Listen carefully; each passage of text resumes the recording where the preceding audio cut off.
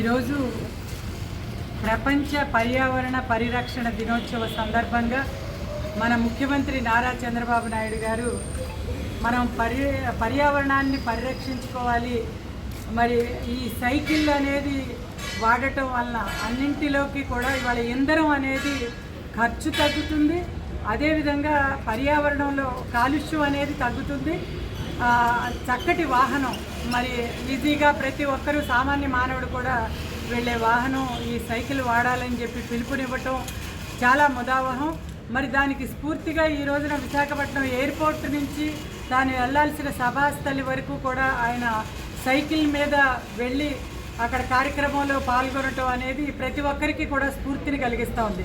గతంలో మనం చూస్తే సైకిల్ వాడకం చాలా ఎక్కువ ఉండేది, కానీ ఈ రోజున చాలా దగ్గర ప్రాంతాలకు కూడా మనం ఎక్కువ ఇంధనాన్ని ఖర్చు పెట్టి మరి మోటార్ బైక్స్ కానివ్వండి, అదేవిధంగా కార్ల వాడకం ఎక్కువ అవటం మూలంగా మరి మోడీ గారు పశ్చిమాసియాలో యుద్ధం కారణంగా ఏదైతే మనకు తెలియజేశారో ఇంధనం వాడకం తగ్గించమని, మరి దాన్ని ఈ రోజున ఒక ఆశయంగా చంద్రబాబు నాయుడు గారు ముందుకు తీసుకెళ్తూ సైకిల్ వినియోగాన్ని పెంచండి అన్నారు. అదేవిధంగా గతంలో కూడా మనం చూసాం, మొక్కల్ని నాటండి, మొక్కలు నాటడం వలన అంటే పచ్చదనం పరిశుభ్రత అనే ఒక కార్యక్రమాన్ని చేసి కోటి మొక్కలు నాటే కార్యక్రమాలు లాంటివి ఎన్నో కార్యక్రమాలు చేశారు. ఆ రోజుల్లో మేము జిల్లా పరిషత్తులో వేల చెట్లు నాటాం.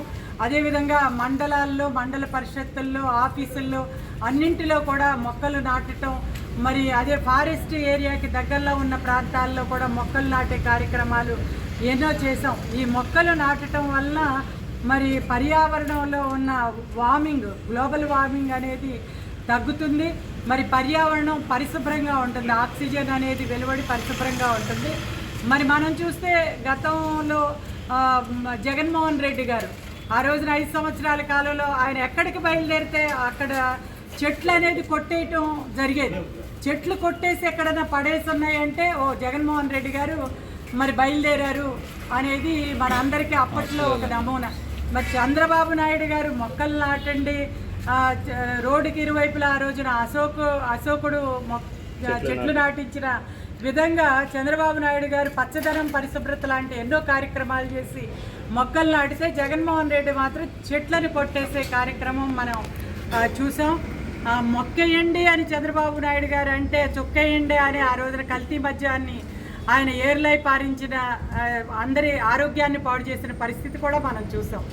కాబట్టి ఇవాళ ఏదైతే అవసరమో ప్రజా జీవనానికి మరి అన్నీ కూడా ఒక మంచి పాలన అందించాలన్నా నారా చంద్రబాబు నాయుడు గారి వల్లే సాధ్యమవుతుంది. అదేవిధంగా మనం ప్లాస్టిక్ వినియోగం, ఈ రోజున ప్లాస్టిక్ వినియోగాన్ని తగ్గించాల్సిన అవసరం ఉంది.